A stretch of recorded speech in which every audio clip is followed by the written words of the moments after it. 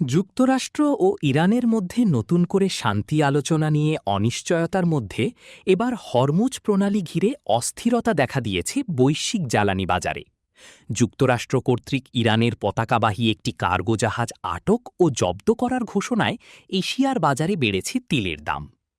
সংবাদ মাধ্যম বিবিসি বলছে, যুক্তরাষ্ট্র একটি ইরানি পতাকাবাহী কার্গো জাহাজ আটক করে জব্দ করেছে বলে মার্কিন প্রেসিডেন্ট ডোনাল্ড ট্রাম্প দাবি করার পর এশিয়ার বাজারে সোমবার সকালেই বৈশ্বিক তেলের দাম বেড়েছে। এর আগে শনিবার ইরান ঘোষণা দেয় তারা আবারও হরমুজ প্রণালী বাণিজ্যিক জাহাজ চলাচলের জন্য বন্ধ করছে এবং এই জলপথে এগোতে চেষ্টা করা যে কোনো জাহাজকে লক্ষ্যবস্তু করা হবে।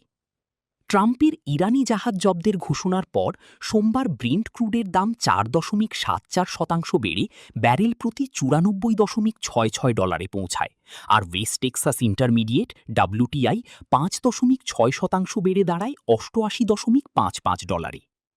এর আগে যুক্তরাষ্ট্রের নৌ অবরোধ প্রত্যাহার না করা পর্যন্ত পাকিস্তানে আলোচনার জন্য কোনো প্রতিনিধি দল পাঠানো হবে না বলে নতুন শর্ত দিয়েছে ইরান। ইরান স্পষ্টভাবে জানিয়ে দিয়েছে, ডোনাল্ড ট্রাম্পের ঘোষিত নৌ অবরোধ যতক্ষণ কার্যকর থাকবে ততক্ষণ কোনো আলোচনা হবে না। অবরোধ বহাল রেখে আলোচনার টেবিলে বসার কোনো পরিকল্পনা বর্তমানে তেহরানের নেই। এদিকে ইরানের সঙ্গে শান্তি চুক্তি ইস্যুতে তেহরানকে শেষ সুযোগ দিয়েছেন মার্কিন প্রেসিডেন্ট ডোনাল্ড ট্রাম্প। তিনি সতর্ক করে বলেছেন, প্রস্তাবিত চুক্তিতে সই না করলে ইরানকে ভয়াবহ পরিণতির মুখোমুখি হতে হবে।